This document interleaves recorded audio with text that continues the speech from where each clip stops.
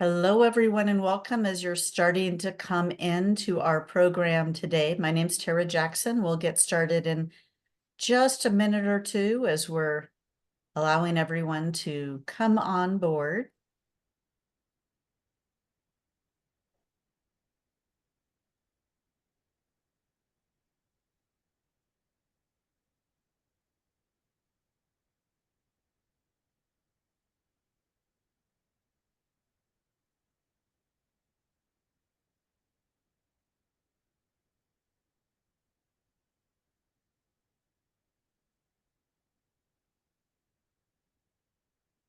Again, welcome. If you are just coming into the webinar, we're going to get started fairly timely here today. We'll probably have many other people joining us as we get started.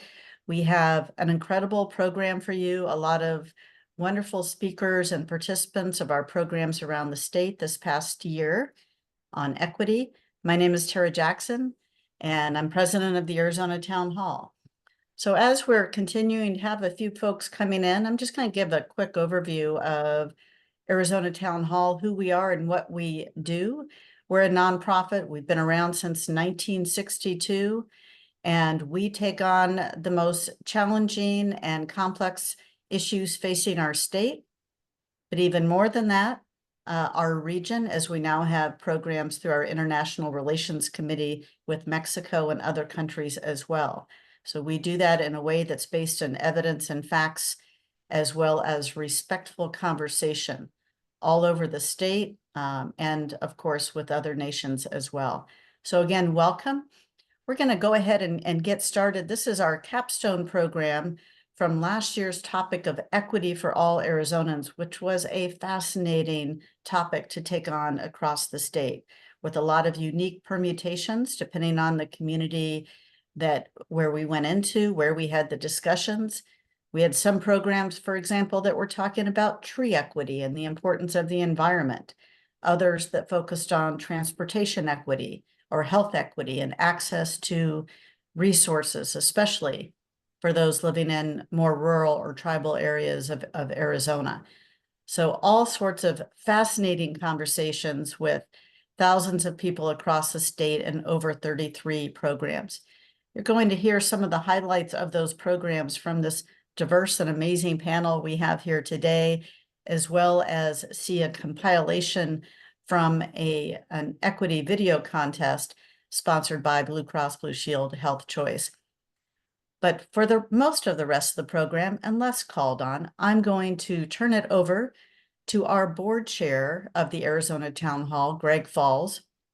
And serving as our board chair is only his most recent leadership role in Town Hall. He's been involved for decades, whether it's through chairing the training committee, being involved with the board, the executive committee, even helping us transition as an organization in many different ways. So wonderful to have him here today to oversee and facilitate this program. Greg is an attorney with Sherman and Howard, and now he is the host for our program. So Greg, I am going to turn it over to you from here. Thanks so much. Hello, thank you, Tara, and good morning, everyone. This is exciting. I remember we talked about doing a capstone project like this to summarize what we've had happening at the Arizona Town Hall over the last year. And I remember even before we started, when we knew that the topic was going to be equity for all Arizonans, I know Tara voiced to me a question about, wow, how are we going to do that? What's it going to look like? I hope it works. I am pleased to report from the events that I observed personally and reports I've heard from others that it was wildly successful, probably the best year in town hall history. And overall, years ago, we would get maybe 200-300 people would be involved in the town hall during the course of a year. I think we had the number I believe I heard was about 4,000 Arizonans who participated. So that truly was exciting.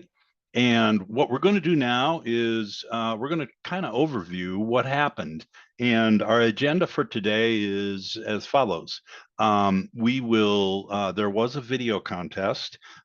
We will hear a little bit about the video contest, and then we will watch a short compilation of that contest. And then we have a panel here who all of them were involved in various communities presenting or assisting in presenting a community town hall. And so we're going to hear from them on what they did, what they observed, what they saw in their respective parts of the state. So I'm looking forward to that. And then at the end, if we have a little time, we'll open up for questions. If we run out of time, we will have learned a lot by the time we get there. So let's move on into the program. And the first thing, as I mentioned, we want to hear a little bit about the video contest. And what happened is people were invited to submit videos on the topic. They did, and judging panels selected the winners. There were 3 winners. Those winners are Jasmine Lopez, Martha San Miguel, and Aaron Hedgepeth. So congratulations to the 3 of you. You did a great job, and we're pleased to award you the prize of winner.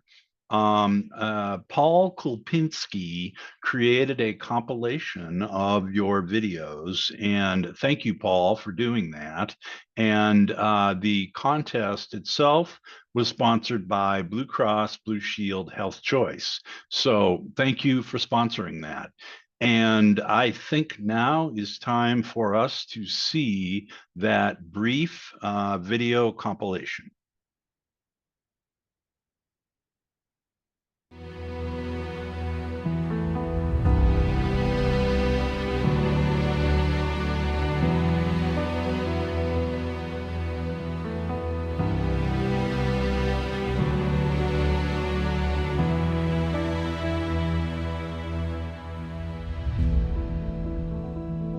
Equity means ensuring that everyone, regardless of background, has access to opportunities like quality education, healthcare, and employment.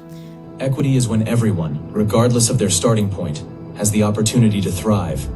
Unfortunately, not all Arizonans have equal access to opportunities. One girl, who knew significantly less English than her peers, was given individualized lessons. But the others, who knew only slightly more English, were they helped? No. It was inequitable.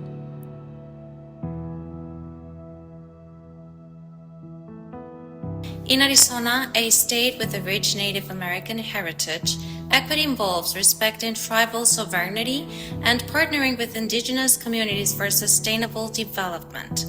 It's about acknowledging the unique challenges faced by different demographic groups, whether in rural areas or urban centers like the city of Phoenix. Let's look at education. Our state ranks near the bottom in terms of funding for schools. The resulting opportunity gap puts many of our children at a disadvantage before they even start their education. Healthcare is another critical area. Many Arizonans lack access to affordable, quality healthcare, which impacts their overall health and quality of life. I was about 14 years old when the dentist told me that I was raised on contaminated groundwater, and I felt guilty because I felt like it was my fault.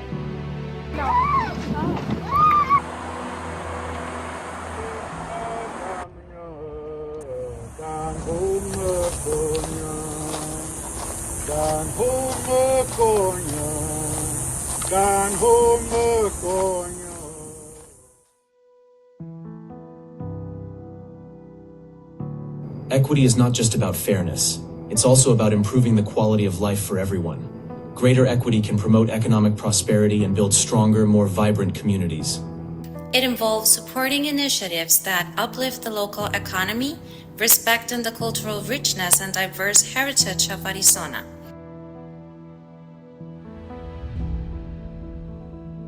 By taking into account the singular needs of certain regions, or even individual Arizonans, solutions can be conceptualized and implemented before those people lie in the past. Any issue in equity will involve many people. Thus, it can only be solved with many people's input. The reason we're having the meetings is that I feel it's important that the community voice their concerns, and that MCSO says what they can and cannot do, creating communication between the two entities. Multiple challenges contribute to this inequality. It's time for a change. Change starts with all of us. I recommend gathering as many proposals as possible before forming a government-affiliated committee to eliminate some solutions through objective critique, ultimately settling on the best solution that balances plausibility with effectiveness. Particular effort should be placed into petitioning those who are directly afflicted by the conundrum. When doing this, one must account for the issues they face. For instance, if seeking solutions for equitable internet access, one cannot implement an online submission system to gather proposals. Instead, surveyors should be sent to their location, the postal system used, or phone calls made if the region has landline access. In summary, equity to me as an Arizona citizen embodies justice, inclusivity, and addressing historical and systemic disparities to build a harmonious and prosperous future for all. And together, we can make Arizona a better, more equitable place.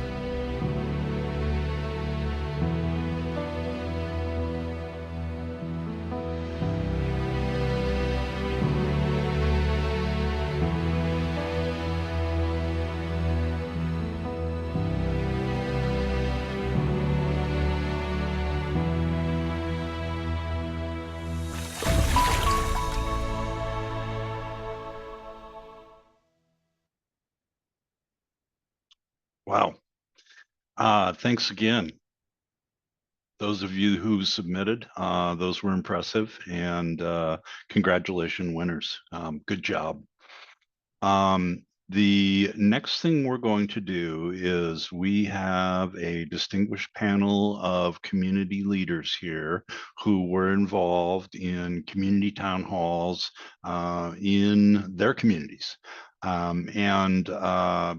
In town hall fashion, we like to do self-introductions. So I'm not going to introduce everybody other than to quickly name them by name. The panelists are Don Bischoff, Victor Bowleg, Linda Elliott-Nelson, Holly Figueroa, and Sergio Paris. Welcome all. What I'm going to ask you to do in the order I just named you, and I will remind you that you're next if need be, is do a self-introduction just briefly. Who are you? What do you do in your community? And then would you tell us the community town halls that you were a part of, you or your organization, and then just give us a brief approach to what your community did to approach the topic of equity for all Arizonans. Okay, so we will start with Don. Go ahead. Well, good morning, everybody. My name is Don Bischoff. I'm a captain with the Mohave County Sheriff's Office up in the upper left-hand corner of the state. I oversee special projects, which currently the largest is the jail reentry program. So last year, Mohave County conducted 3 community town hall events, one in Lake Havasu City, one in Bullhead City, and then one in Kingman. And the approach that we took was a little bit different. We took the approach of a topic that it did involve equity, but it was surrounded with creating access to resources in rural Arizona. And the reason that we did that is we wanted to avoid some of the dissension that comes along with immediately starting off a conversation about equity or equality. So we toned it down a little bit, and but during our discussions, it was all about equity. That also included a good deal of discussion so that everyone understood not only what equity was and equality was, but the differences between the two. And it seemed to work very well for us. Thank you, Don. Next, we will hear from Victor. And again, brief self-introduction. What community town hall or halls were you involved in? And what approach did you take approaching the topic of equity for all Arizonans? Go ahead, Victor. Hi, my name is Victor Bowleg, and I serve as the Center for Gender and Racial Equity, the Laura Banks Reed Center at the YWCA of Southern Arizona, funded through the MacArthur Foundation and the L.L.C Foundation. I was part of the Tucson Community Town Hall held at the YWCA of Southern Arizona. I also was involved with exploring equity through a new global classroom with the CELO program at the University of Arizona. And the approach that we took with the YWCA of Southern Arizona was one in addressing equity, defining it, being able to have people give explanations as how they saw it, how it played out, giving them a better, fuller understanding of what equity was, and then also looking at how equity impacted the residents and the folks in the community that actually, may need access in ways that access, may or may not, affect people in the community. Thank you, Victor. Next, we will hear from Linda Elliott-Nelson. Go ahead, Linda. Good morning. I'm Dr. Linda Elliott-Nelson. I retired from the Vice President of Learning Services at Arizona Western College in Yuma, Arizona. And what I do now is I serve on several boards that are at the state level and also the Yuma County level.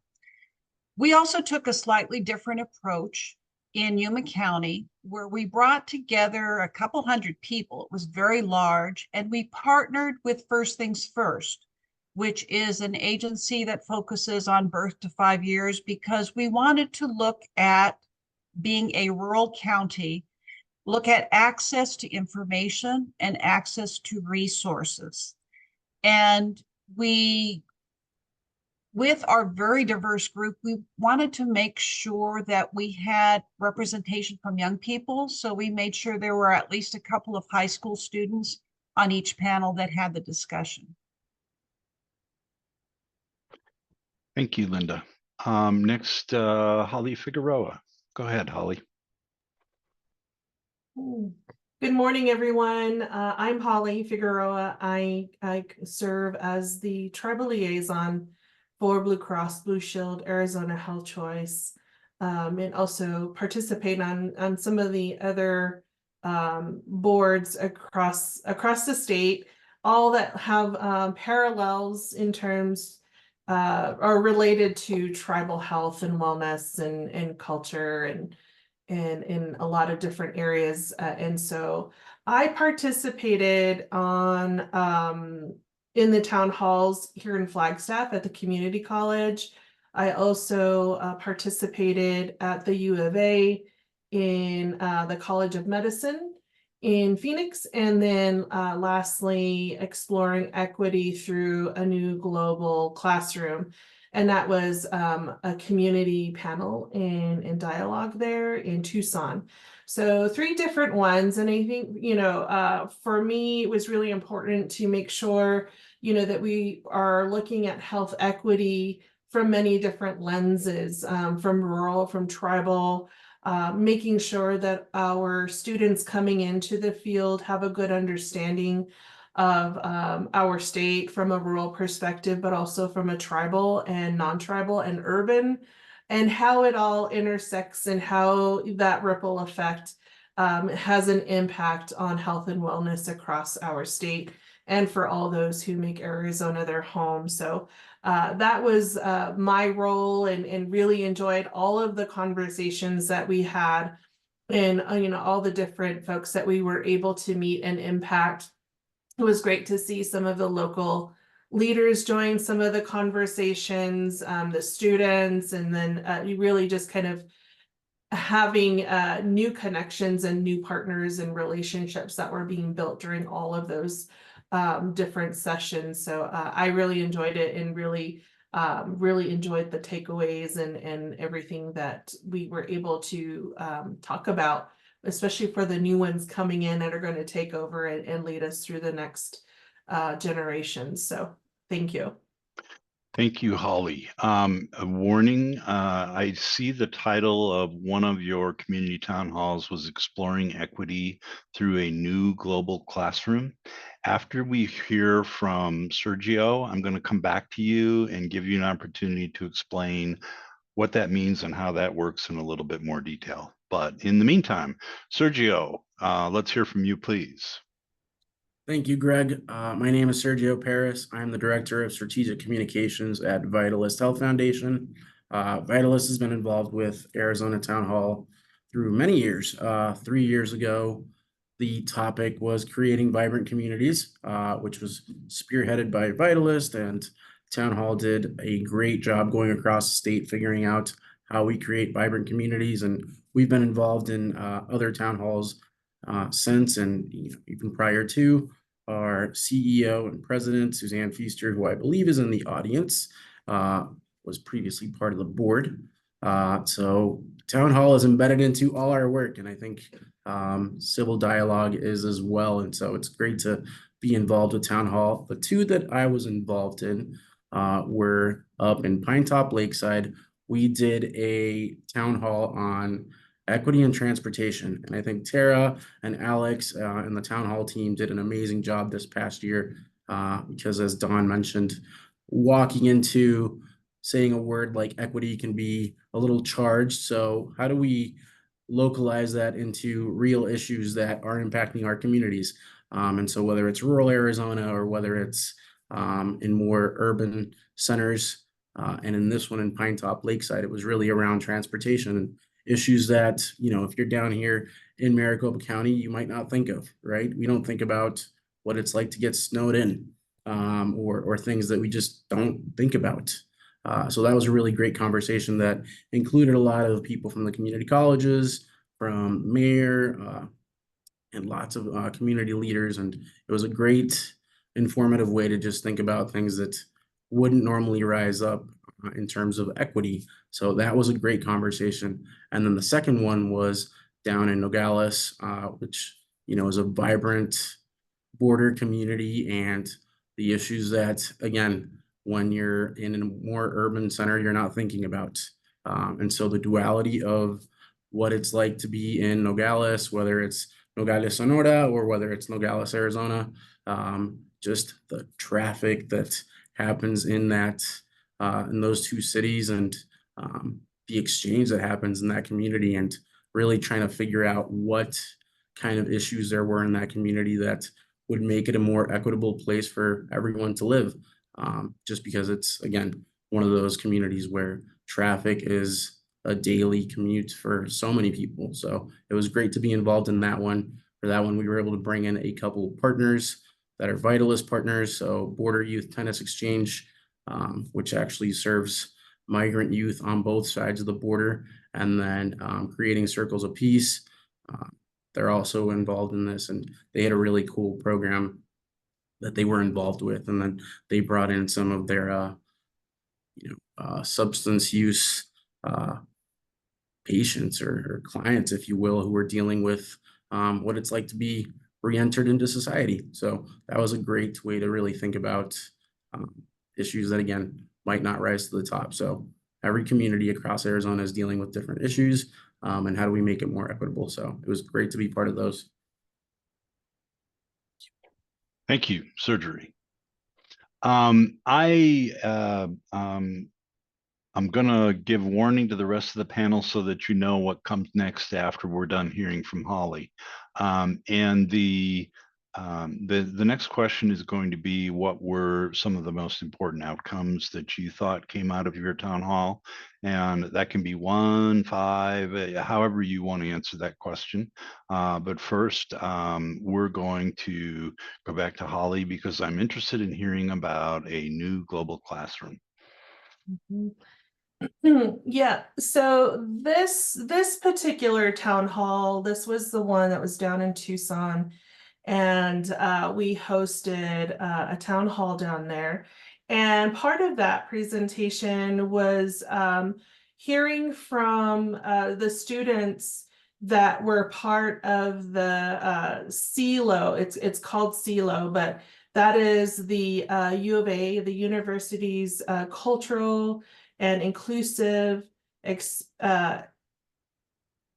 experiential learning opportunities. So that's what that acronym is. You know, we all have to have acronyms in all the work that we do. So this was, we heard from these students, and the U of A works with their students to give them more of a global experience to really help with that cultural humility piece that we talk about in the work that we do as service providers. You know, we work with a lot of folks. Our state is very diverse, and just to make sure that we are able to have our students have these experiences where they understand, you know, if you will, culture shock. You know, what is that life experience from some of the other you know, countries in this world, you know, when they experience, you know, their service delivery, what is that experience like working in a hospital or whatever region or place in the world that they are. And so really kind of preparing them for that. So we had students that went to Bali. There were students that went to Hawaii. There were students that went out to a tribal nation, out to Hopi, and that was what was really intriguing to me. I'll tell you that story really quickly. Some went to Ghana, some went to Vietnam and Thailand, some went down to Puerto Rico and the Dominican Republic. And these students, you know, I think it's like $50. They have to apply. They have a fee to pay. So I think that was also part of, you know, how can some of these students, you know, work towards funding themselves to take on, you know, going to another country, getting everything coordinated for that trip, all the things that they needed to prepare to leave the country.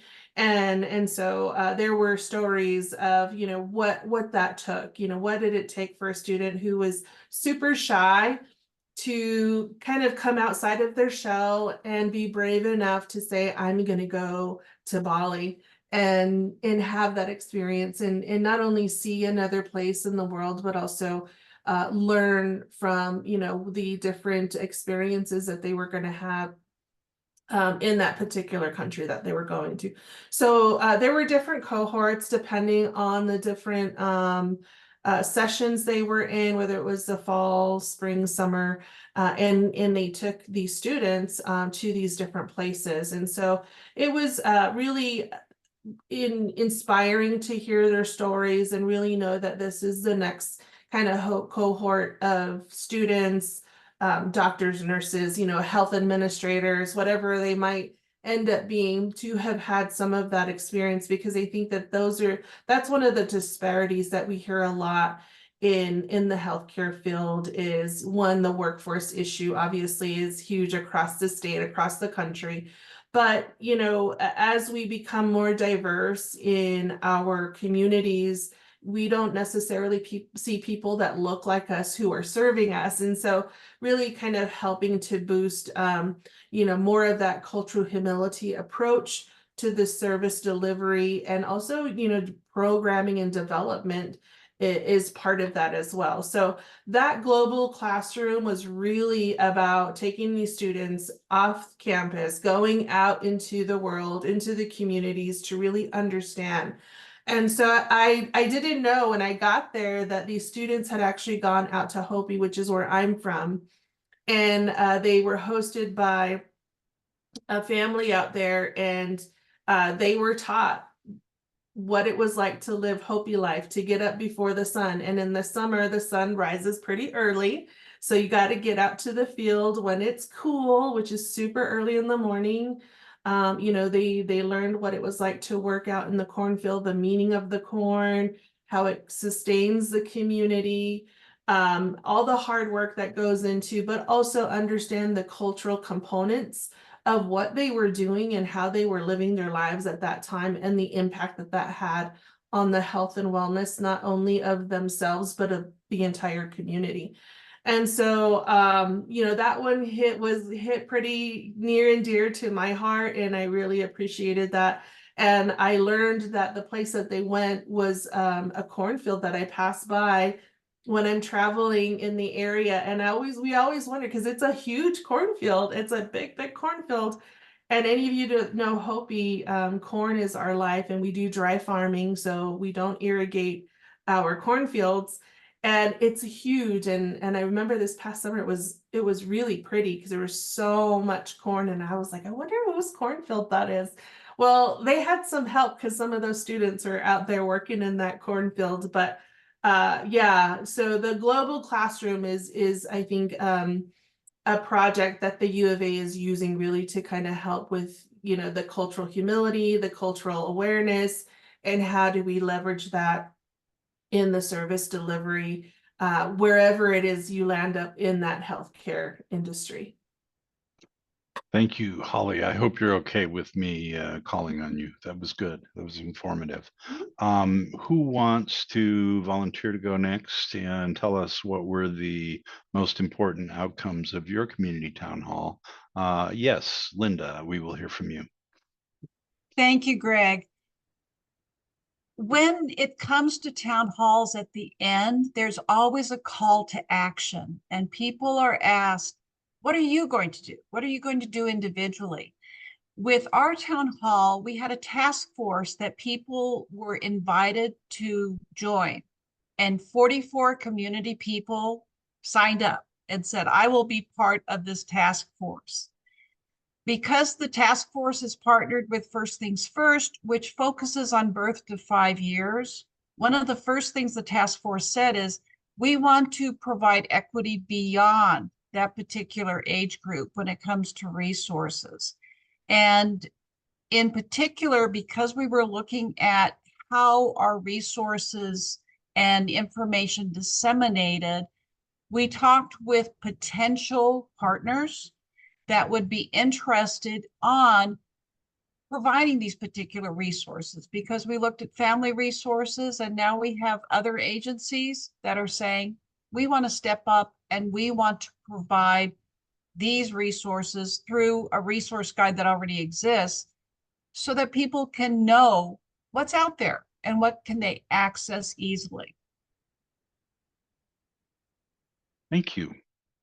So, Sergio, Victor, Don, you want to tell us? Yes, I'll go ahead. ahead, Okay. Victor. All right, thank you. Yeah, some of the things that we identified, you know, in our town hall through the YWCA was, first of all, identifying needs. And that sounds simplistic, but it actually, you know, says a lot, because it's how you identify those needs. And one of the things the Tucson group talked about was going into the neighborhoods and identifying or connecting with the people there. Not sitting back and making a determination that these are the needs that need to be addressed, but hearing from the community members themselves, being able to have them involved and have buy-in, but also have them heard or feel as if they're being heard, and then being able to take actions from there. So being able to define the needs based on the community members and giving them an opportunity to have direct input. We also, I guess, identified, which I thought was important also, was giving parents and families, I guess, resources to be able to address the youth within the household itself. So again, something that sounds pretty simple, but it's really critical as far as having involvement with community members and being able to educate on equity, so that people have a better understanding and a concept to know what to fully expect and know what they're deserving of. So being able to provide resources to parents, families within the community also, so that actually is very important. Some of the other things that we talked about was cultural exposure. You know, again, providing an opportunity for culture to be appreciated and involved and connected with other folks, so that, you know, there's a shared appreciation for various cultures within the community and an understanding of those cultures, because that helps to create empathy, you know, amongst folks within the community themselves, and a better understanding and appreciation, respect and being able to see folks as equal also and moving forward. Some of the things that were highlighted is the group looked at education, housing, healthcare, and transportation. With education, some of the points that were brought out was that folks felt that maybe in certain zip codes where there was a larger income, that teachers or educators were incentivized at a higher rate than those in zip code areas where folks did not have as much of an income. So being able to address the disparities there as far as through education with teachers and being able to bring in and maintain, a higher quality of educators within the community itself. Looking at housing, one of the things that folks looked at is many folks who rent, they can't afford it. Housing is a critical issue within the community itself, and definitely, disparities regarding equity, are very visible. And so being able to address that or provide opportunities to create equity in which there is some type of a balance for folks who may not be able to provide fully for housing. Because when we look at home ownership and creating generational wealth, that was a point that was pointed out within our group itself. Health disparities. We know that health disparities affect folks based on, economic needs, race, and gender. So being able to address health disparities when we look at community and access and making sure that folks, do have good health care provided. And likewise with transportation, transportation becomes critical and vital when we look at the judicial system and folks being able to make court dates for those who are involved with the judicial process and not showing up because they don't have an opportunity to get, to a court, in time, again, based on where they may live, based on financial access and things along those lines. So those were just some of the points that were sort of brought up that sort of, when you look at it overall and you look at equity and being able to break down the various segments, the most important, component really is having that connection with grassroots community members and hearing what specifically they need to have addressed and where their specific, concerns are, and being able to move forward from there. So not just universally making a decision, but involving and engaging community members. Thank you, Victor. Sounds like you all were busy. Anyone else? Don, Sergio, and Holly, we'll come back to you too. Yeah, go ahead, Don. Sure, I'll jump in there. And, the one that we hear a lot of themes, and the one thing that I picked up, again, we did 3 town hall events, and I think one of the big common themes was transportation, and at a lot of different levels and in a lot of different areas. Sometimes with healthcare and other needs that a community has, you have to travel outside of the community, and so sometimes for us that means Phoenix or Las Vegas. And sometimes those transportation issues can become barriers. But with all 3 of the town halls, again, transportation did come up and there was a lot of discussion. It was with a little bit of different twist. We have the Colorado River that runs along the western edge of Mohave County as our state border. And in the summer months, the temperatures down there reach far, far, far into the triple digits. And some of these bus stops locations, there's no protection from the elements.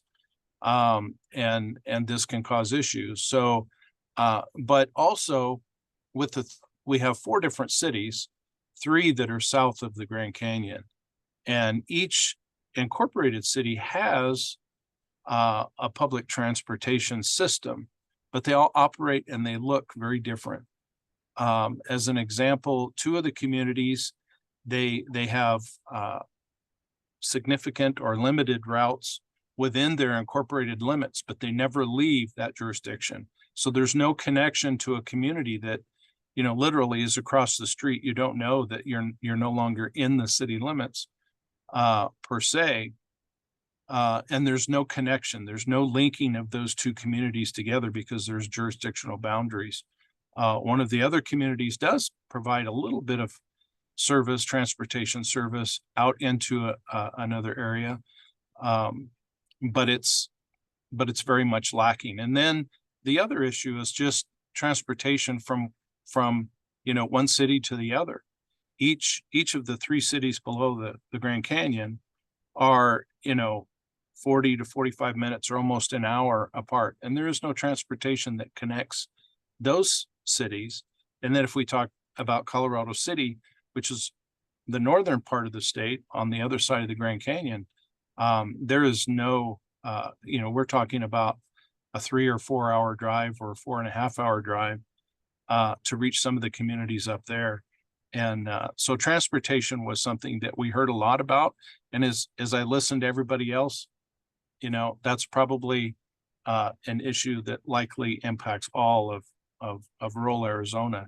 And of course, we heard and touched upon housing and workforce issues as another common theme, and housing with from a lot of different perspectives, and especially how housing is impacting our workforce situation. So I believe that's a future town hall topic for us, and clearly because we do see that all across the area. And as far as an important outcome, you know, it's hard to identify just one, but if I had to, I would say that it's, and I think it's been touched on, is members of our community are starting to step up and be a voice. They're to be that voice in social settings and other gatherings, but they're reaching out more.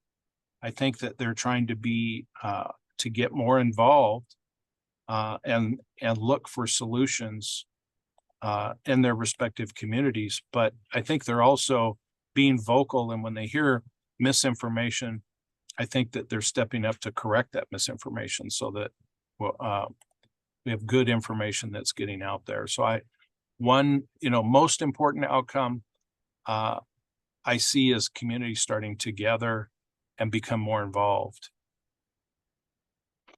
Thank you, Don. I live in Metro Phoenix area, and I think I can say that housing is probably an issue that Arizonans share universally across the state, and hopefully something that yeah, we can talk about in the near future. Sergio, go ahead. Let's hear from you.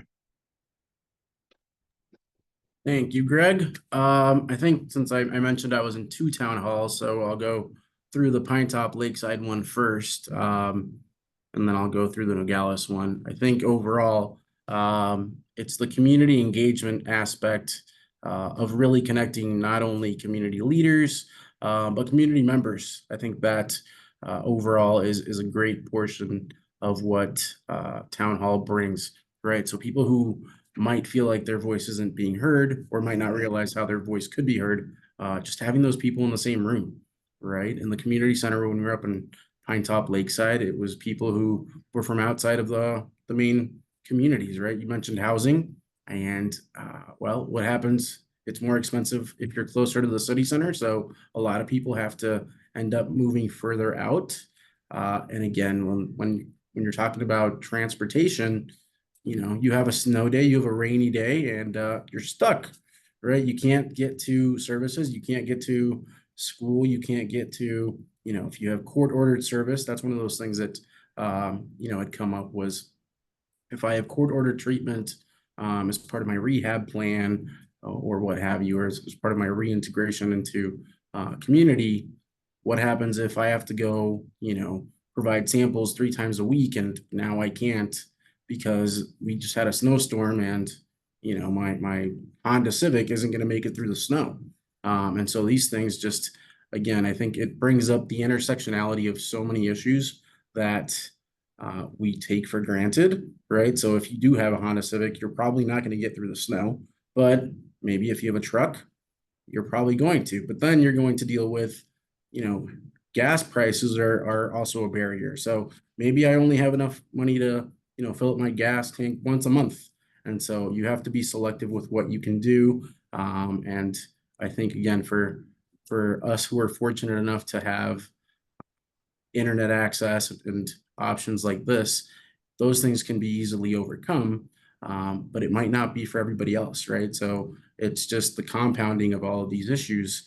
And so up in Pine Top Lakeside, I think the outcomes were really just having that community voice be represented so that community leaders could hear what everybody in their community was facing, and just issues that may be overthought.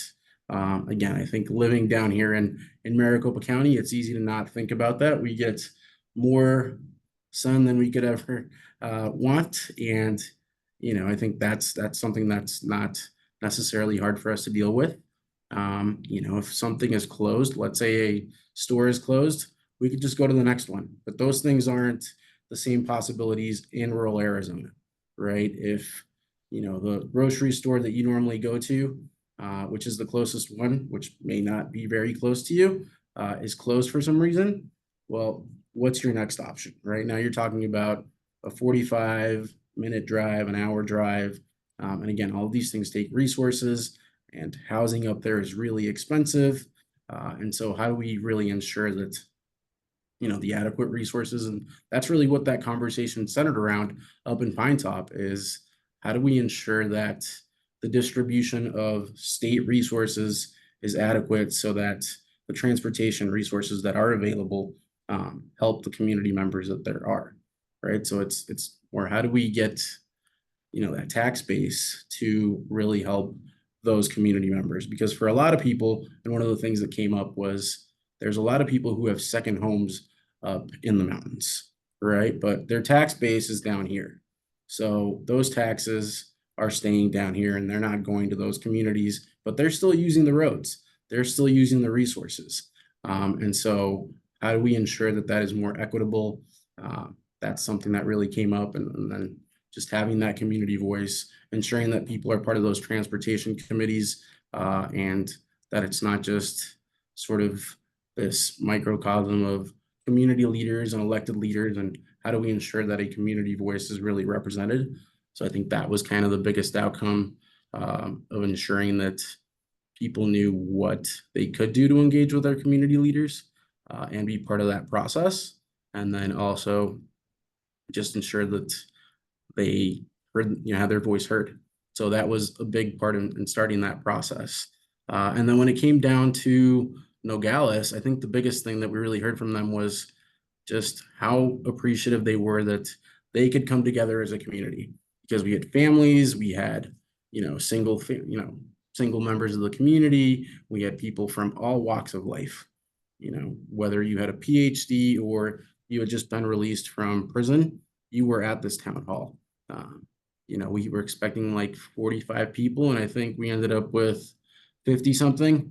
We had to bring in more tables just to ensure that everybody could be present. And I think when that one came to, it was really, the outcome of it was really just the community engagement.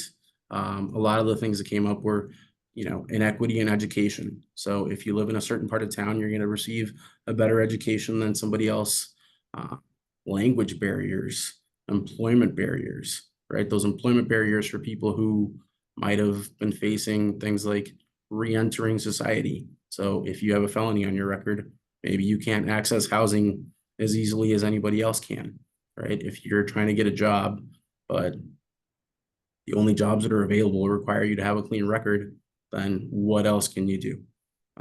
And so those kinds of things really just kind of came to light, and how do we all work together? And I think that was really the biggest outcome, is that community realizing that they all need to work together and talk to each other and not just be siloed to, hey, if I'm in the education community, I'm here, but hey, if I'm in the social services aspect of our community, I'm here. How do we ensure that all of those services and communities connect? So I think that was the biggest takeaway for that one. Thank you, Sergio. I'm going to call on Holly in just a minute, but before I do, so that the rest of you have something to think about, we heard from Linda earlier about a specific example of something that they did in Yuma that they're actually doing. And so what I'm going to ask the rest of you next after we hear from Holly is, are you aware of any specific actions? We do those I will cards at town halls. Are you aware of any specific actions that the people in your communities, or in fact any community, have taken as a result of the town hall discussion on equity for all Arizonans? But in the meantime, go ahead, Holly. What were the most important outcomes at your town halls? Mhm. Thank you, Greg. Well, I'm sitting here, kind of going through all my notes from the different town halls, because they all were really great. And, we had a lot of different conversations, but as I mentioned, I am a tribal liaison. So a large part of my focus was bringing that tribal or indigenous perspective to the conversations, because we do have 22 tribes in our state. But in addition to that, we have probably about at least 400 tribal nations represented in our state as well. So, how do we think about, health equity from an indigenous perspective? Where I think we're top 3 states in the country in terms of population of tribal members that live in our state. So a lot of what I brought to the conversation was tribally focused, but also rural. I also serve as the president of the Arizona Rural Health Association. So we do a lot of work around, so what does the rural climate look like in our state in terms of, health and policy and advocacy and all that type of thing. So so some of the things that, I was thinking about and reflecting on was really understanding that a lot of times we don't necessarily, and I think Dawn, you touched on it, and Sergio, is, all of the social determinants of health, right? Whether it's, food insecurity, transportation, workforce, all of these issues, we talk about these things a lot, but what do we really understand about that from a tribal lens? And Vitalyst has done the beautiful tribal wheel that a lot of times I like to highlight in some of the work that I do, or presentations that I do as well. But how are we thinking about some of those determinants of health from a tribal lens, and how does that translate into equity when we're having these conversations with one another, and also understanding the complexity of what that is just within the healthcare conversations. A tribal member might be able to access care through an IHS facility, or maybe that community has a tribally funded hospital, such as the Fort Mohave Indian tribe up there in your neck of the woods, Don. And then, of course, we have all of our city, state, county, all the community-based health organizations and hospitals. So when we think of that, what does that mean? That means, we as leaders in our communities have to have these relationships and partnerships develop, so that we can help guide and serve the communities that we work in. So that was a really big one. And I think it was really important for me to make that clear, especially if, organizations work with tribal nations or tribal members, whether they're from here in the state or they're from outside of our state. But, how do we think about our service delivery, and how do we think about social determinants of health through a tribal lens? And so that was really something, because we know that all the disparities are at least 2 to 3 times higher than the general population when we talk about health disparities or any other kind of area around social determinants of health. And so that was some of the conversation in one of our town halls. I think that was the one in Tempe. Down in Tucson, and Tara kind of talked a little bit about tree equity, but climate change came up in our conversation. So the environment also has a huge impact on what's happening. You know, a lot of us, I mentioned, we do dry farming. And so over time, we see our planting times are changing, or maybe our growth periods are shorter because maybe it's getting colder sooner. So the climate change has a huge impact as well on some of the communities that we serve, our farm workers, all those folks who are, you know, out there doing all of the farming that keeps us all fed. And then we also talked about policy. You know, how do we advocate for different health policy? That was one that came up, and making sure that we understand how health policy affects our communities. You know, what do we understand? What are legislatures making decisions on that are going to impact tribal, rural, our own communities in terms of healthcare? We have had, I think, I don't know, several hospitals have had to shut down because of workforce issues or because of policy issues in rural communities. So we have communities that don't have a pharmacist, and pharmacists not only, you know, disseminate medications, but you go to your local pharmacy for immunizations as well. So if you don't have a pharmacist in your community, that's a huge inequity. We have OB deserts.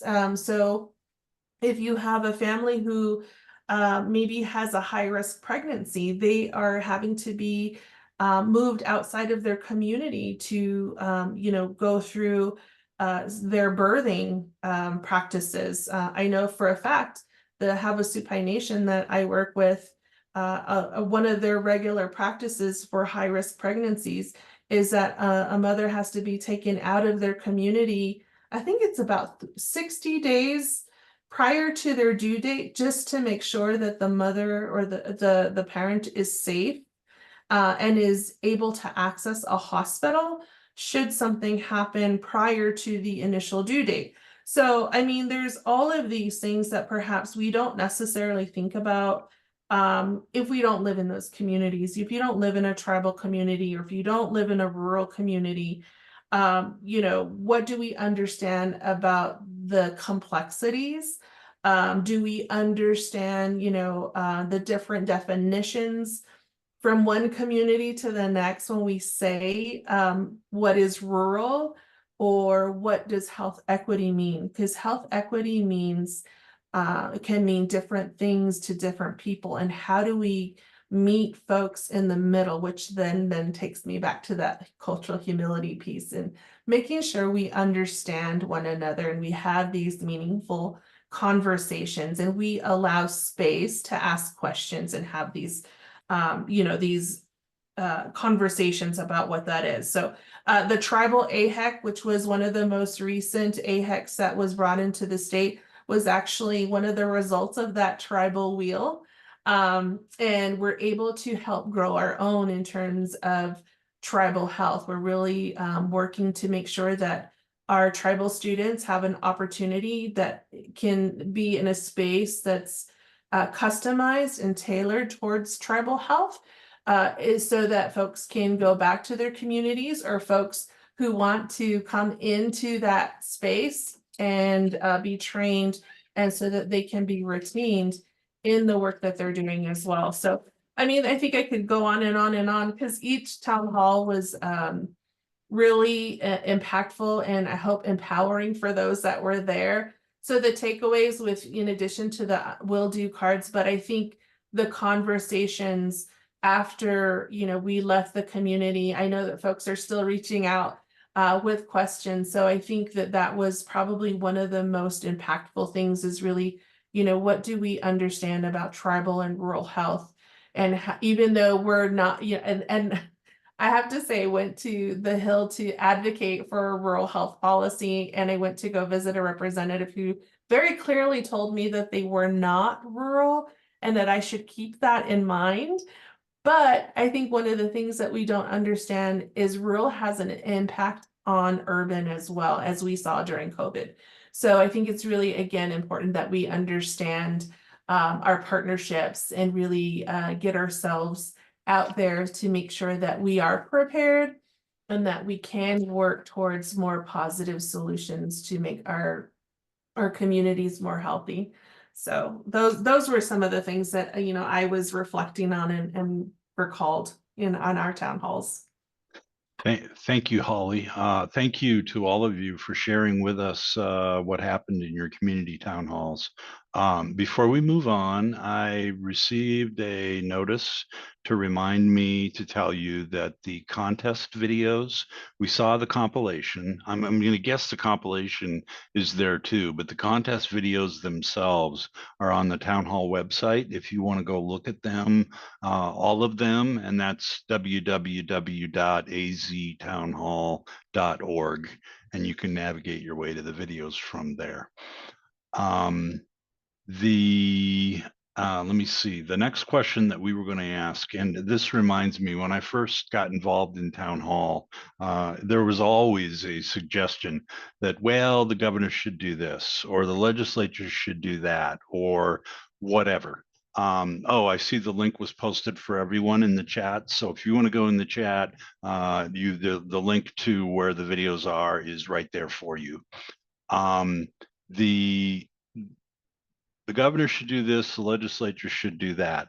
One thing that we have been working on is trying to empower everyone to do something to make Arizona a better place. And I think we've done a pretty good job.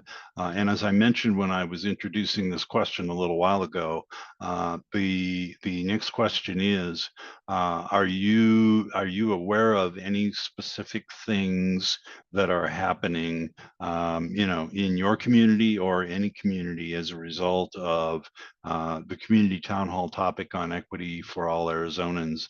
And if you are, can you share those with us? And I will open that up to anyone who wants to volunteer. I'll jump in. Yes, Victor. Yeah, from the town hall that was held at the YWCA, from the commitments to actions that folks put forth that they would take, were all pretty much, intrinsic.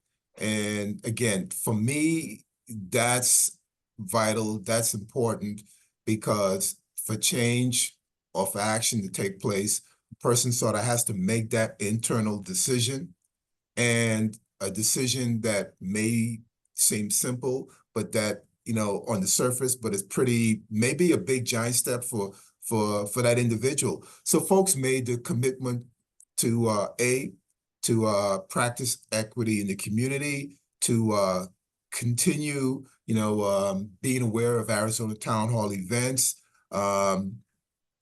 to continue to identify ways as an individual and a public servant that they could have be engaged in civil discourse, to be an example or leader to show others their knowledge in equity and how it can play out, to educate. Someone wrote, to educate my kids and lead them in the correct way. I mean, and what more effective way, can we begin with, right in the home? So, things along those lines.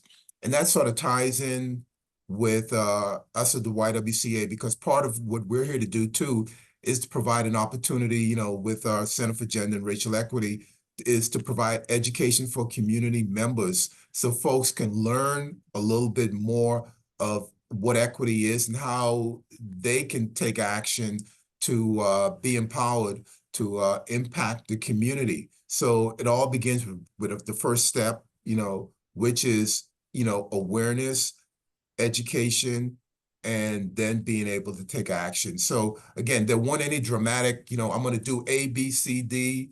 But to me, some of those things are dramatic for some of the individuals, because we're all at different levels of awareness, and that's okay. But to be able to make those simple commitments and then follow through. Thank you, Victor. And Linda, yes, you have something to share with us. Thank you, Greg. Yes, I've talked about the task force, But I'd like to talk a little bit about the resource guide that we have here in Yuma County that is to help people with information about where do you go to get food? Where do you go to get healthcare? Where do you go to get information on jobs that are available?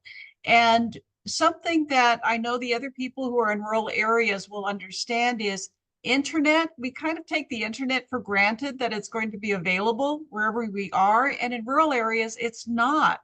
And we really saw this happen during the pandemic, where people would go to county libraries to be able to access the computer, do their homework, do their schoolwork, and those were suddenly closed. So there were not places there. So with the resource guide, because it does have a website, we made it accessible for cell phones with a QR code. So anybody who sees the QR code can pull up their cell phone and download it and have it available. As well, I know that Sergio talked about language issues, and in Yuma County, a significant number of people are more comfortable with Spanish than they are with English. So we made sure, let's make sure that the information is also available in Spanish as well as English when they're able to access this through our cell phone. And we've been very happy with the results of this, because we are starting to see more people download the resource guide from their cell phone than are requesting printed copies. So that makes us feel that it's getting out to the rural areas. Thank you, Linda. Yes. Anyone else have any examples of things you know that are happening on the ground because of Community Town Hall on Equity for All Arizonans? And while I'm thinking of it, we may have time for a few questions. So if you have a question and you want to put it in the Q&A box, go ahead and put it there. And I can't promise we'll answer any of them or all of them, but we'll try. Don, it looks like you are ready to say something. So yeah, I was just, it's really difficult sometimes to, following one of these town hall events, to see something major, a task force that forms or a coalition. And I know in my community, we have a lot of coalitions. Some days I think we have too many. I think that we're overlapping and in some areas, but what I'm seeing is with each one of these town hall events is there's more networking and there's more information sharing and there's more relationship building that takes place. And equity was no different. That took place. It's still taking place. And what it's doing is it's informing people and it's empowering them and allowing them to engage as they learn and network and build these relationships, to engage with others in their community to start impacting change. And what I'm starting to see is, and I hope it just grows exponentially, but I think these town hall events is placing people at a table with others so that they can discuss issues to find solutions and not win arguments. There's so much of that goes on. There's so much polarization and everything else. And like I said, every time we do a town hall event, I get a warm, fuzzy feeling inside because I watch a room full of people having conversations, disagreeing in a civil way, but also looking for the common ground and trying to make things better in our community. And I think everybody's kind of alluded to the Arizona Town Hall I Will commitment. And I look through those, and some of the things that you see every single time, and I'm sure everybody would agree, is they're going to share the information that they've learned. They're going to continue to work with people in their community or find those committees or coalitions and everybody that they can work with, and just find ways to work with others. They're going to educate not only themselves, but those in their circle, and just listen and learn. And those are just very, very, very simple, basic things that I'm sure if you went back through all of the town halls that were done last year, You probably saw those or something very close to it. And quite honestly, that's what it takes is something small. Those small steps lead to the big things. We are, I mentioned that at least in my community, I think we have, a few extra coalitions and committees than what we need to. So we've kind of tried to condense some of those down and share the work so that there isn't so much overlap and starting to make differences. So that's what it's about. And I would say that's the one thing I like about the Arizona Town Hall process is the community events gives everyone an opportunity to be heard and to know that their voice matters. And I think that's so important because, people think that, there's issues, there's problems, there's got to be solutions, but who am I? And the thing that comes out of, I guess the one thing that comes out of these town hall events is that everyone can do something to impact change, and they can do it today. So if that's my one thing, I guess. Yeah, good points. You mentioned the networking thing, which I think is significant because even people that are involved in their community don't necessarily know everyone who wants to be involved or what their ideas are. And when we all get together at a community town hall where anybody and everybody can show up, it's a good way to get a feeling for what everyone thinks and what everyone wants. So yeah, Don, thank you. That was very good. Sergio has his hand up. So Sergio, go ahead. What do you have to say? Well, not being from either of the communities where I was able to be part of the town halls, I'll tell you this.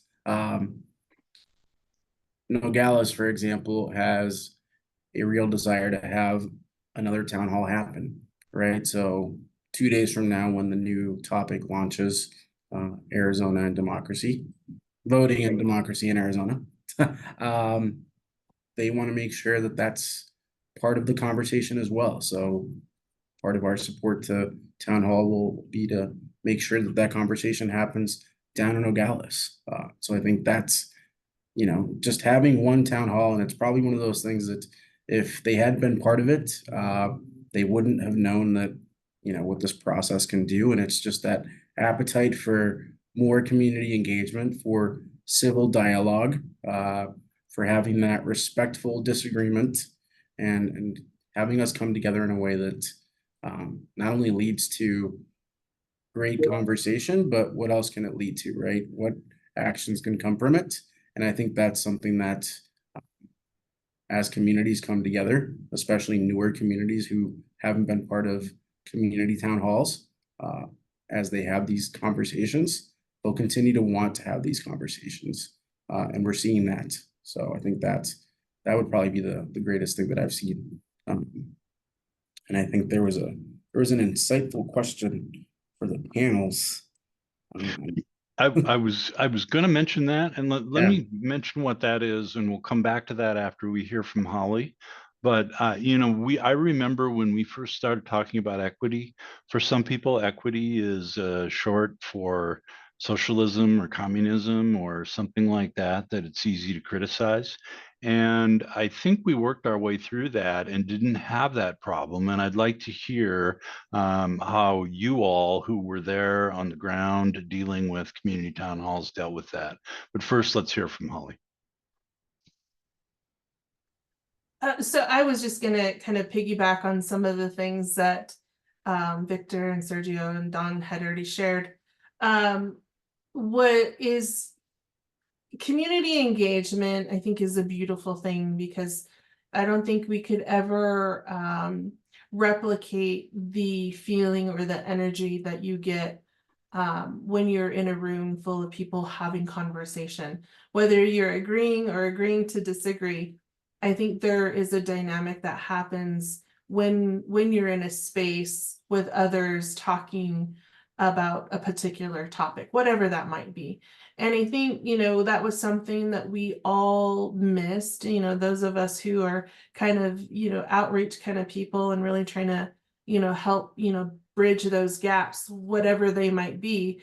And so when town hall started again, it was great. It, like Sergio was saying, you know, communities want more town halls, and I don't think I've heard more references to town hall than I have in the past, you know, years. So I think that that in itself speaks volumes to the impact and the power of town hall and how that can help with awareness and education, because I think some of the things that we've learned, even myself, is all the different intersections of all the different topics that we have, whether it's within education or healthcare, you know, all the different topics that this past year covered. Transportation. We didn't really even talk about the early childhood topics, you know, how do they all intersect? But, you know, those conversations that were had in all of those town halls were huge. But I think the other thing we have to be reminded, I think this is like what Don was saying, all the coalitions, is, you know, everybody's eager to get back, and everybody's eager to, you know, figure out how do they address a lot of these different issues. But I think for me, town hall is a great solution for that. You know, you have all the folks coming together from that community about a particular topic or two, and that kind of gets the ball rolling. And I really think that is something that I hope we continue to promote and advocate for, whatever the topic. I'm looking forward to the next topic too, for sure, because it's, you know, it's huge conversations about what's happening generationally, whether it's the new generation coming in, a current one, and the ones before us.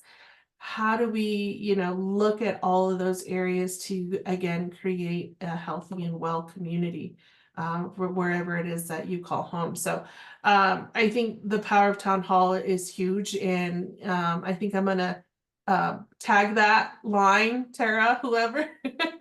But I think it's really something when you can come together and have a conversation about an important topic that is impacting your community. So but yeah, I think the more they continue, the more opportunity we have to bring partners and even legislatures, representatives, whoever that might be, together to really have these meaningful conversations.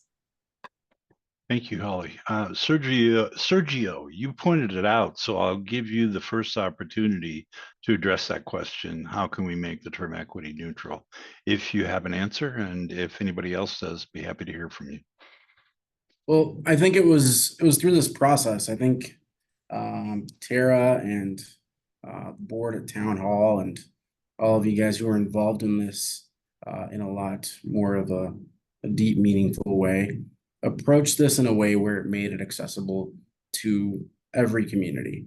Because if you go into, you know, whatever community you want to in Arizona, and you say the word, hey, we're going to talk about equity, you're going to get reactions across the spectrum, right? Whether you're on the left, whether you're on the right, whether you're in the middle, you're going to get a reaction according to people's viewpoints.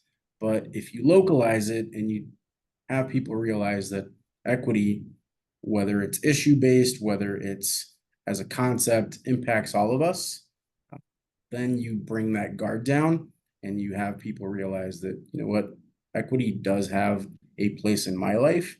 It has a place in my family's life and the rest of my community.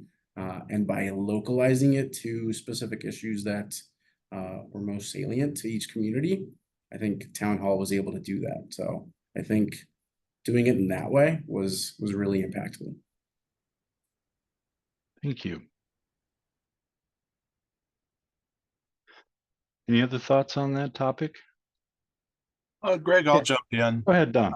And then Victor after you. Yep, go ahead. So as I mentioned in the beginning, in Mohave County, we made it about resources and access to resources, whatever those resources are, in the three communities that we did this.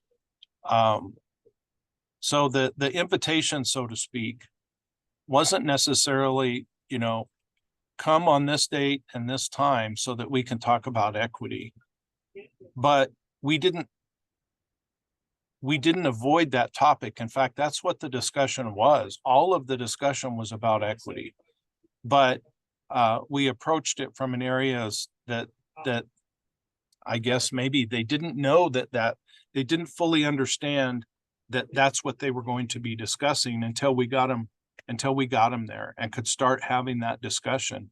And I'm sure that, you know, if you were to have polled everybody afterwards and then had a discussion, you know, well, this was all about equity, or how do you feel about equity, would have been much different than if we just started out with the E word, so to speak. And I think Sergio laid it out there, is how do you make equity neutral again? By having these discussions. But part of that discussion has got to include an understanding and a definition of what exactly it is that you're talking about, so everybody understands, and you eliminate some of those preconceived notions. And I think that's what we were able to do in a lot of these town halls. I know that that's what we're able to do in our county. Okay, thank you. And Victor, you had something? Yeah, I think Don hit the nail on the head. I think part of it is that equity is a neutral word, but people don't understand what it actually means. So they have a misunderstanding of what the word means. So they've applied the term incorrectly. So part of it is really highlighting a better understanding of the term, how it affects all of our lives, and how actually, if equity is enforced, is applied, how it can make a better state, a better country, you know, for us all. Because if people truly understand equity, then they can have a better appreciation of how it affects their families, their parents, their cousins, their friends, you know, etc. And how it can make a better community for us all, and how it can solve a lot of the problems that we have in society today, you know, wouldn't exist if equity was being practiced, or even there was a push towards, creating a more equitable community. So I think part of it is bringing it home, like Dawn, you know, and Sergio mentioned, you know, in a variety of ways, and having people fully understand how it actually impacts them, because people have incorrect, I guess, understanding of what equity, you know, may or may not be. Yeah, I think we learned a little bit about, if life is better for the people around me, my life is better also. Yeah, go ahead, Holly. Yeah, and I'm so anxious to talk more with Victor. I do come, you know, from a cultural competency background, and so culture is kind of part of my world, or it not kind of is, it is. And so I think, you know, when we think about equity and really understanding, it's about meeting people where they're at, also understanding, you know, the folks that we want to help and engage. You know, we have so many different cultural groups, and, you know, we're all very unique and different, and that's, I think, also something that we need to recognize and acknowledge. A lot of times when we're having conversations about transportation or healthcare or education, whatever that might be, I think how we view those as human beings and beings of culture affects the way we think about those things. And so therein lies, you know, equity. What does that mean from one community to the next, or one cultural group to the next? And how I think we address that and really honor that uniqueness and diversity is, one, understand that right out of the gate, and have these conversations. And we have to be able to have, you know, sometimes some of these difficult conversations, and creating a safe space to have that. And I think, again, that's what town hall does. But it's kind of that repetition is, you know, we have to understand that it takes a little bit longer for some folks to, or communities to understand and continue to allow for these conversations to happen. We all learn differently. We all process differently. And so the more we normalize these conversations in our communities, I think helps us to normalize what it is that we're trying to address or discuss. So you know, I'm all about, you know, how do we understand the adult learning style? We learn, or we keep only like what, maybe 7 to 10% of what we talk about. And so what is that 7 to 10% we want someone to take away? And does that mean we have to have multiple conversations? Probably. So I would say, you know, continue the process, and it might take more than one time, and that should be okay. Thank you. Linda, 2 minutes. Yes, many times in Arizona and Arizona Town Hall, we tend to focus on words. And because we talk a lot, we listen a lot to what people talk with. And sometimes visuals are the easiest way to understand a concept. And what was shown on the video of, do you want everybody to be able to see the baseball game?